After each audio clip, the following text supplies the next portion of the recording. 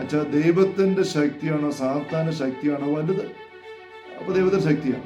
പിന്നെ എന്തിനാണ് സാത്താനെ കുറിച്ച് ചിന്തിക്കുന്നത്, പേടിക്കുന്നത്? ദൈവം നമ്മുടെ കൂടെ ഉണ്ടല്ലോ. ദൈവത്തിന്റെ ശക്തി, നമ്മൾ ദൈവത്തിന്റെ മക്കളല്ലേ.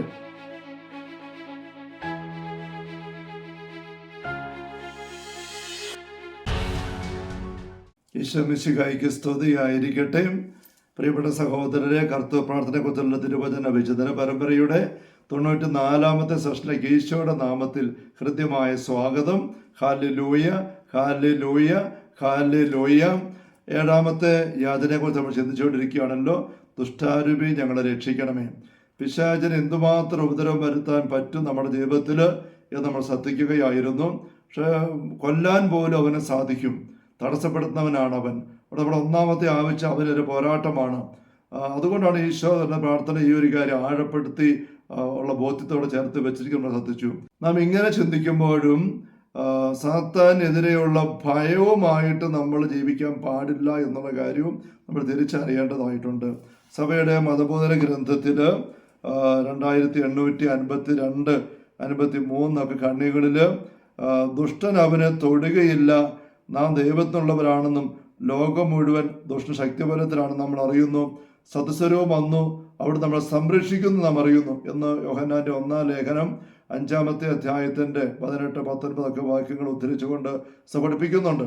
ഒരിജൻ എന്ന സഭാപിതാവിന്റെ വചസ്സുകൾ ഉരുവിട്ടുകൊണ്ട് ഉദ്ധരിച്ചുകൊണ്ട് സഭയോട് പഠിപ്പിക്കുകയാണ്, ദൈവത്തിന് സ്വയം സമർപ്പിക്കുന്നവൻ പിശാചിനെ ഭയപ്പെടേണ്ടതില്ല, ദൈവം നമുക്ക് വേണ്ടിയെങ്കിൽ ആര് നമുക്ക് എതിര് നിൽക്കും എന്ന് റോമാലേഖനത്തിന്റെ 8-ാം അധ്യായത്തിന്റെ വചനവും ഒരിജിൻ സഭാപിതാവ് ഉദ്ധരിക്കുന്നുണ്ട്. അത് സഭയുടെ മതബോധന ഗ്രന്ഥം എടുത്ത് കാണിക്കുകയാണ്.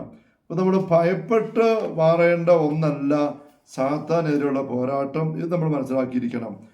ഫ്രാൻസിസ് മാർപ്പാപ്പയുടെ ആനന്ദിച്ച് ആഹ്ലാദിക്കുവിൻ, ഇതിന്റെ 5-ാമത്തെ അധ്യായത്തില് സാത്താനെതിരെയുള്ള പോരാട്ടം നമുക്ക് ആർക്കും ഒഴിവാക്കാൻ പറ്റുമെന്ന് പഠിപ്പിക്കുമ്പോഴും ഈ പോരാട്ടം മാധുര്യമുള്ളതാണ്. കാരണം ഓരോ പ്രാവശ്യവും യേശുവിന്റെ നാമത്തിൽ നമ്മൾ അവന്റെ മേൽ വിജയം വരിക്കും എന്ന് പാപ്പ ഉറപ്പ് പറയുകയാണ്. അതിന് അടിസ്ഥാനമായിട്ട് പാപ്പ ചൂണ്ടിക്കാണിക്കുന്ന വചന സംഭവം ലൂക്ക 10-17 മുതൽ വാക്യം കാണുന്ന 72 പേര് സന്തോഷം ധരിച്ചു വന്നിട്ട് കർത്താവിൻ നിന്റെ നാമത്തിൽ പിശാചുക്കൾ പോലും ഞങ്ങൾ കീഴ്പ്പെട്ടു എന്ന് പറയുന്ന ആ ഒരു വചന സംഭവമാണ്. അപ്പൊ നമ്മൾക്ക് പിശാചിനെ ഭയപ്പെട്ട് മാറുകയല്ല ചെയ്യേണ്ടത്, പക്ഷെ സൂക്ഷിക്കണം, ജാഗ്രത എടുക്കണം. ഒരിജൻ പറയുന്നത് നമ്മൾ ശ്രദ്ധിച്ചു, ദൈവത്തിനായി നാം സ്വയം സമർപ്പിക്കുമ്പോൾ നമുക്കൊന്നും ഭയപ്പെടേണ്ടതില്ല. ദൈവത്തോട് ചേർന്ന് നിൽക്കുമ്പോഴാണ് നമുക്ക് ഭയപ്പെടാതിരിക്കാനായിട്ട് പറ്റുക. സങ്കീർത്തനം 91-ന്റെ ആദ്യ വാക്യങ്ങൾ നമുക്കറിയാം, അത്യുന്നതന്റെ സംരക്ഷണത്തിൽ വസിക്കുന്നത് സർവശക്തന്റെ തണലിൽ കഴിയുന്നവരാ.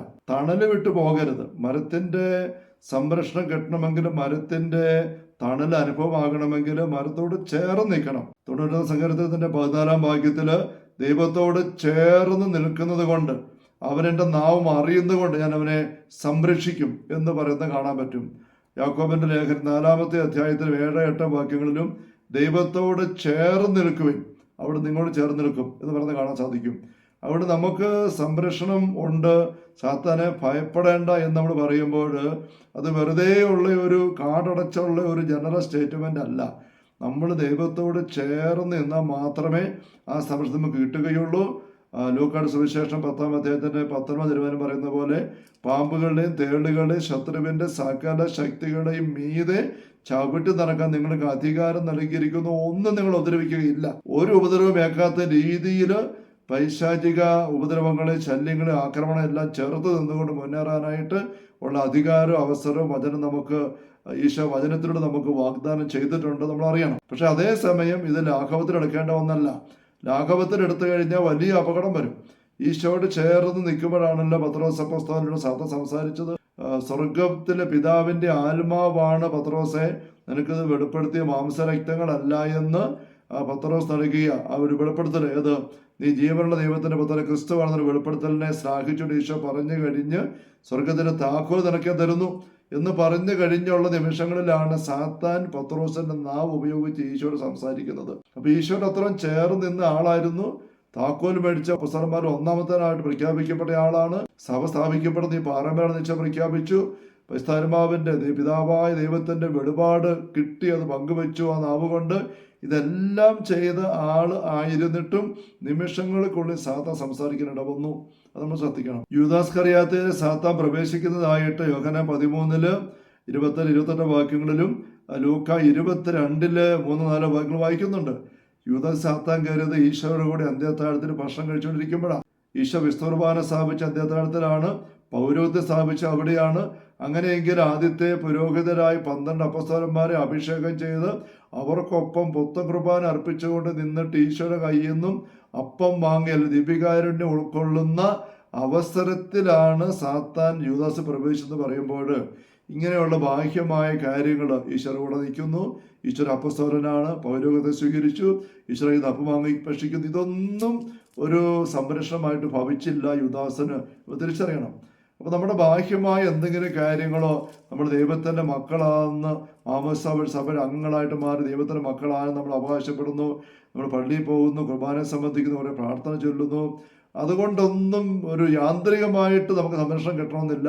നമ്മുടെ ഉള്ളിൽ നമ്മൾ അറിഞ്ഞ് ദൈവത്തിൻ്റെ ശക്തി സാന്നിധ്യം എടുക്കാനുള്ള നിരന്തര ജാഗ്രതയും പോരാട്ടവും അനുവർത്തിച്ചുകൊണ്ട് നീങ്ങിയാൽ മാത്രമേ നമുക്ക് സാത്താൻ്റെ ഉപദ്രവത്തെ മറികടക്കാനായിട്ട് സാധിക്കുകയുള്ളൂ എന്നുള്ള കാര്യം നമ്മൾ ഓർമ്മിക്കണം. അപ്പോൾ സാത്താനെ ഭയപ്പെടണ്ട, പക്ഷെ സൂക്ഷിക്കണം. സൂക്ഷിക്കുന്നില്ല എങ്കിൽ വലിയ അപകടമാണ്. അനനിയാസ് സഫീർ നമ്മൾ കേസ് കണ്ടതല്ലേ. അവർ പത്രോസിൻ്റെ ആദ്യത്തെ പ്രസംഗം കേട്ട് മാനസാന്തരപ്പെട്ട് സ്നാനം സ്വീകരിച്ച 3000 ആൾക്കാരിൽപ്പെട്ടവരാണ്. അവർ തങ്ങളുടെ വസ്തുക്കൾ മുഴുവൻ വിറ്റ് പാദങ്ങളിൽ വെക്കാനായിട്ട് അപ്പസ്തലന്മാർക്ക് കൊണ്ടുപോകാൻ പ്രേരണ കിട്ടിയ വ്യക്തികളാണ്. എന്നിട്ടും അവർക്കതിനിടയിൽ അല്പം കള്ളത്തരം കാണിക്കാനുള്ള പ്രേരണ സാത്താൻ ഇട്ടുകൊടുത്തു.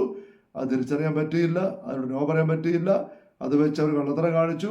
പിന്നെ പത്രോസ് അവരോട് ചോദിക്കുകയാണ്, ഈ വിലയ്ക്ക് തന്നെയാണോ എന്ന് വെച്ചാൽ അത് അവർക്കൊരു അവസരമായിരുന്നു തെറ്റ് ഏറ്റു പറയാൻ. അവിടെ അവർ തെറ്റേറ്റ് പറയുന്നതിന് പകരം സാത്താൻ്റെ നുണയോട് ചേർത്ത് നിന്നു. അപ്പം തട്ട് കിട്ടുകയാണ്, മരിച്ചു വീഴുകയാണ്. അവിടെ നമ്മൾ സാത്താനെ ഭയപ്പെടണ്ട എന്ന് നമ്മൾ പറയുമ്പോൾ അത് ചുമ്മാ ഒരു നൈവായിട്ട് കൂളായിട്ട് ചുമ്മാ നടന്നാൽ മതി, ഒരു കുഴപ്പവും ഇല്ല എന്നുള്ള പറച്ചിലല്ല. വളരെ ജാഗ്രതയോടെ നമ്മൾ നീങ്ങണം എന്നുള്ള മുന്നറിയിപ്പ് അതിനകത്ത് ഇവിടെ ചേരുന്നുണ്ട്. മറ്റൊരു കാര്യം ഇവിടെ ശ്രദ്ധിക്കാനുള്ളത്, ചിലപ്പോഴൊക്കെ സാത്താനും പിശാചുക്കളും ഒന്നുമില്ല, അതുണ്ടെങ്കിൽ തന്നെ ശക്തികളാണെന്നൊക്കെ പറയുന്നവർ ഇങ്ങനെയുള്ള സഭാപ്രബോധനമൊക്കെ കേട്ട് കഴിയുമ്പോൾ ശരി വ്യക്തികളാണ് സംഭവിച്ചിരിക്കുന്നു എന്ന് പറഞ്ഞു കഴിഞ്ഞിട്ട് പിന്നെ ചോദിക്കുന്ന ചോദ്യമുണ്ട്, അച്ഛാ ദൈവത്തിൻ്റെ ശക്തിയാണോ സാത്താൻ്റെ ശക്തിയാണോ വലുത്? അപ്പോൾ ദൈവത്തിൻ്റെ ശക്തിയാണ്. പിന്നെ എന്തിനാണ് സാത്താനെ കുറിച്ച് ചിന്തിക്കുന്നത്, പേടിക്കുന്നത്? ദൈവം നമ്മുടെ കൂടെ ഉണ്ടല്ലോ. ദൈവത്തിൻ്റെ ശക്തി, നമ്മൾ ദൈവത്തിൻ്റെ മക്കളല്ലേ, കുർബാന സ്വീകരിക്കുന്നവരല്ലേ, പള്ളിയിൽ പോകുന്നവരല്ലേ, മാംസം പൊങ്ങിയവരല്ലേ. അവിടെ ഈ വിഷയം ചിന്തിക്കുകയേ വേണ്ട. സാത്താനെ പറ്റി ഒന്നും കേൾക്കാൻ താല്പര്യമില്ല, അവനെതിരെയുള്ള ഒരു ചിന്ത ആവശ്യമില്ല, മുൻകരുതൽ ആവശ്യമില്ല എന്നൊരു ഭാഗത്തിലേക്ക് പോകുന്നവരുണ്ട്. പക്ഷെ അവർ സൗകര്യപൂർവ്വം അല്ലെങ്കിൽ ഗൗരവമില്ലായ്മയിൽ അവർ അവഗണിച്ചു പോകുന്നൊരു കാര്യമുണ്ട്, ശ്രദ്ധിക്കാവുന്നൊരു കാര്യമുണ്ട്. ദൈവം ഒരിക്കലും സാത്താനെതിരെ നേരിട്ട് പൊരുതുന്നില്ല. ദൈവം ആർക്കും എതിരെ പൊരുതുന്നില്ല. ദൈവത്തിന് പൊരുതാൻ പറ്റിയ ആരുമില്ല. ഉണ്ടാകട്ടെ എന്നുള്ള ഒറ്റ ചിന്തയിൽ ഇല്ലായ്മയിൽ നിന്നുണ്ടായതാണ് ഈ പ്രപഞ്ചവും സകല ജീവജാലങ്ങളും. അങ്ങനെയുള്ള ദൈവം സാത്താനെ നോക്കിയിട്ട് ദൈവത്തിന് അവനെ നശിപ്പിക്കണമെങ്കിലൊന്നും ഇല്ലെന്നാകട്ടെ ചിന്തിച്ചാൽ മതി, ഇല്ലെന്നായി പോകും. വീണ്ടും നമുക്കറിയാം, ദൈവം തന്നെ കൊടുത്ത സ്വാതന്ത്ര്യമാണ് മാലാഖമാർക്കും മനുഷ്യർക്കും ഉള്ളത്. അത് ദുരുപയോഗിച്ചാൽ അതിൻ്റെ പേര് നിങ്ങളെ തീർത്ത് കളയുമെന്ന ദൈവത്തിൻ്റെ നിലപാടെങ്കിൽ ആ ദൈവത്തിൻ്റെ നീതിയെ അത് ബാധിക്കും. പിന്നെ എന്തിനാണ് ഈ സ്വാതന്ത്ര്യം തന്ന ചോദ്യം വരും. അതുകൊണ്ട് ദൈവം നൽകിയ സ്വാതന്ത്ര്യം മാലാഖമാരോ മനുഷ്യരോ ദുരുപയോഗിക്കുമ്പോഴും ദൈവം ഒരിക്കലും അവർക്കെതിരെ തിരിയുന്നില്ല, നശിപ്പിക്കുന്നുമില്ല, ദൈവമായിട്ട് ശിക്ഷിക്കുന്നുമില്ല. ശിക്ഷാവിധി എന്ന് പറയുന്നത് നമുക്കറിയാം, നമ്മൾ തന്നെ സ്വയമേ ചെന്ന് പതിക്കുന്ന ദൂരത്തപത്രം വീട്ടിൽ നിന്ന് ഇറങ്ങിപ്പോയപ്പോൾ ചെന്ന് പവിച്ച അവസ്ഥയാണ് പന്നിക്കൂട്ടിലെ ദുരിതം. അതവൻ്റെ ശിക്ഷാവിധി അതാണ്.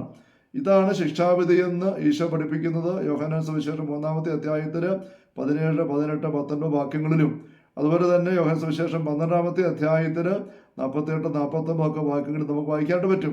അല്ലാതെ ദൈവം ഒരിക്കലും ഒരു മനുഷ്യനെ ശിക്ഷിച്ച് നശിപ്പിക്കുന്നില്ല എന്നുള്ളതാണ് പുതിയ നിയമ പ്രബോധനം. ഇതേക്കുറിച്ച് ആഴപ്പെട്ട വിചിന്തനങ്ങൾ നമ്മൾ ധ്യാനത്തിലൂടെ പങ്കുവെക്കുന്നുണ്ട്, അല്ലെങ്കിൽ നമ്മുടെ മറ്റ് വീഡിയോ ശ്രദ്ധിച്ച് കാണാനായിട്ട് സാധിക്കും. Hallelujah, hallelujah. പിന്നെ അത് പറയാൻ കാരണം, ഈ ദൈവം ഒരിക്കലും സാത്താനെതിരെ പൊരുന്നില്ല. പിന്നെ എന്താ പോരാട്ടം? പിന്നെ എവിടെയാണ് ഈ പോരാട്ടം നടക്കുന്നത്? ഉൽപ്പത്തി 3:15 നമുക്കറിയാമല്ലോ, നീയും സ്ത്രീയും തമ്മിൽ ശത്രുത. അപ്പൊ സ്ത്രീ മനുഷ്യവർഗത്തിന്റെ പ്രതിനിധിയാണ്, പരിശുദ്ധി അമ്മ.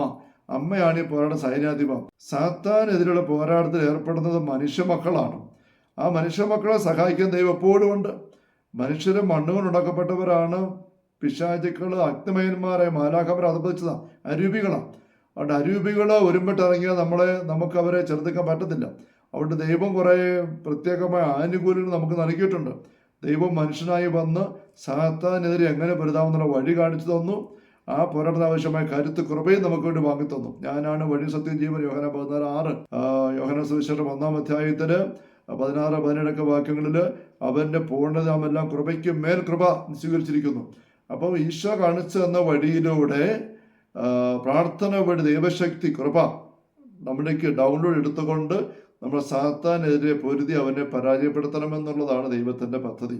മറ്റു വാക്കുകൾ പറയാം, നമ്മിൽ നിറയുന്ന പരിശുദ്ധാത്മ ശക്തിയുടെ മുമ്പിലാണ് നമുക്കെതിരെയുള്ള പൈശാചിക സാന്നിധ്യങ്ങൾ തോക്കേണ്ടത്. ഇവിടെ നമ്മളാണ് ഈ പോരാട്ടത്തിൽ ഇറങ്ങേണ്ടത്. ആ പോരാട്ടത്തിൽ നമ്മൾ അറിഞ്ഞിറങ്ങണം. അതിന് ദൈവത്തിൻ്റെ സഹായം എപ്പോഴും ഉണ്ട്. ആ സഹായം നമുക്ക് ലഭ്യമാകാൻ വേണ്ടിയിട്ട് നമ്മൾ ഉള്ളു തുറന്ന് ദൈവത്തിൻ്റെ പക്കൽ ആ സഹായം സ്വീകരിക്കാൻ വേണ്ടി നടത്തുന്ന യാചനയാണ്, പ്രാർത്ഥനയാണ് ദുഷ്ടാരൂപി ഞങ്ങളെ രക്ഷിക്കണമേ എന്നുള്ള യാചന. ഈ ആത്മീയ പോരാട്ടത്തെക്കുറിച്ച് പൗലോസ് അപ്പോസ്തലൻ എഫെസസ് ലേഖനത്തിന്റെ 6-ാമത്തെ അധ്യായത്തിൽ പറയുമ്പോൾ എല്ലാ ആയുധങ്ങളും ധരിച്ച് അവനെതിരെ ചെറുത്ത് നിൽക്കാനും പിടിച്ചു നിൽക്കാൻ പറ്റുമെന്ന് പറഞ്ഞ് പഠിപ്പിക്കുന്നുണ്ടല്ലോ. അവിടെ 6 ആയുധങ്ങൾ എണ്ണി പറഞ്ഞ് നമുക്കറിയാം. സത്യം കൊണ്ട് അരമുറുക്കി, നീതിയുടെ കവചം ധരിച്ച്, വിശ്വാസം, വചനം, അങ്ങനെയുള്ള കാര്യങ്ങളെല്ലാം പറഞ്ഞുകൊണ്ട്. ഇതെല്ലാം ഒരുക്കം മാത്രമാണ്. അങ്ങനെ ഒരുങ്ങുന്ന ഒരു വ്യക്തി പിന്നെ എപ്പോഴാണ് പോരാട്ടം ആരംഭിക്കുന്നത്? ആ വചനഭാഗത്തിന്റെ 18, 19, 20 വാക്യങ്ങളിലേക്ക് വരുമ്പോൾ കാണാം, പ്രാർത്ഥിക്കണം, അവിശ്രാന്തം ഉണർന്നിരുന്ന അപേക്ഷകളോടും യാതൊരോടും കൂടെ നിങ്ങൾ പ്രാർത്ഥിക്കുവേൻ. എനിക്ക് വേണ്ടി പ്രാർത്ഥിക്കണം. അവസരം പറയാണ്. അങ്ങനെ പ്രാർത്ഥിക്കുമ്പോഴാണ് പോരാട്ടം ആരംഭിക്കുക. മറ്റ് 6 കാര്യങ്ങൾ ഒരുക്കമാണ്. അന്നത്തെ ഒരു യുദ്ധത്തിന് പോകുന്ന ഭടൻ അണിയുന്ന ആയുധ പടക്കോപ്പുകളുടെ പശ്ചാത്തലത്തിലുള്ള 6 കാര്യങ്ങൾ പറഞ്ഞിരിക്കുന്നത്. പടത്തൊപ്പി, കവചം, വാള്, ഇതെല്ലാം പറഞ്ഞിരിക്കുന്നത്. അരപ്പട്ട എല്ലാം പറഞ്ഞിരിക്കുന്നത്. ഇതെല്ലാം അണിഞ്ഞിട്ടൊരു പടയാളി ഭടൻ മരത്തിൻ്റെ ചുവട്ടിൽ വെറുതെ ഇരുന്ന് ഉറങ്ങിയാലും കസേര ഇട്ടിരുന്നിട്ട് ഒരു സെൽഫി എടുത്തിട്ട് പോസ്റ്റിട്ടിരുന്നാലും യുദ്ധമാകുമോ? പോരാട്ടം വിജയിക്കുമോ? ഇല്ല. ഇതെല്ലാം അണിയുന്നത് ഒരുക്കം മാത്രമാണ്. പോരാട്ടം ആരംഭിക്കുന്ന എപ്പോഴാണ്? പ്രാർത്ഥിക്കുമ്പോഴാണ് ഇപ്പോൾ സൂചിപ്പിച്ചവർ ദൈവത്തിൻ്റെ ശക്തി നമ്മിലേക്ക് നിറയുന്നത്. അങ്ങനെ നമ്മിൽ നിറയുന്ന ദൈവശക്തിക്ക് മുമ്പിലാണ് നമുക്കെതിരെ തിന്മയുടെ സാന്നിധ്യങ്ങളും ശക്തികളും ഒക്കെ പരാജയപ്പെട്ട് വിട്ടുമാറി പോകേണ്ടത്. സഹോദരങ്ങൾ, ഈ ഒരു പോരാട്ടത്തെക്കുറിച്ചും പൈശാചിക മേഖലയെക്കുറിച്ചൊക്കെ ഒരുപാട് കാര്യങ്ങൾ പങ്കുവെക്കാനായിട്ടുണ്ട്. ഞാനത് ഈ ഒരു കർത്തൃപ്രാർത്ഥനയുടെ വിചിന്തനത്തിനകത്തത് ചേർക്കാതെ ഞാൻ ഇച്ചിരി സ്പീഡിലൊന്ന് പറഞ്ഞ് പോവുകയാണ്. കാരണം ഇത് വളരെ അധികമായിട്ട് അല്ലെങ്കിൽ നീണ്ടുപോകും. ഇതിൻ്റെ വിശദമായ പ്രതിപാദനങ്ങൾ നമ്മുടെ മറ്റ് വീഡിയോകൾ പങ്കുവെച്ചിട്ടുണ്ടല്ലോ. അച്ഛൻ തുടർന്ന് അത് പങ്കുവെക്കുന്നുണ്ടാവും. അത് നിങ്ങൾ ശ്രദ്ധിച്ചെടുക്കുക. ഹല്ലേലൂയ. അപ്പോൾ ദുഷ്ടാരൂപി ഞങ്ങൾ രക്ഷിക്കണമേ എന്നുള്ള ആ യാചനയുടെ ഒരു അടിസ്ഥാന പ്രമേയ അർത്ഥം നമ്മൾ ഈ ദിവസങ്ങളിൽ കണ്ടു. നമുക്കിനി ഇതിൻ്റെ സമാപന ഭാഗത്തിലേക്ക് വരാം അടുത്ത സെഷനിൽ. ഹല്ലേലൂയ. കർത്താവേ യേശുമിശിഹായുടെ സമൃദ്ധമായ കൃപയും അനുഗ്രഹങ്ങളും പിതാവായ ദൈവത്തിൻ്റെ അവർണ്ണനീയമായ സ്നേഹവും പരിശുദ്ധാത്മാവായ ദൈവത്തിൻ്റെ നിരന്തരമായ സാന്നിധ്യ സഹവാസം എല്ലാവരും കൂടെ ഉണ്ടായിരിക്കട്ടെ, ഇപ്പോഴും എപ്പോഴും എന്നേക്കും. ആമേൻ. ഈശോ മിശിഹായ്ക്ക് സ്തുതിയായിരിക്കട്ടെ.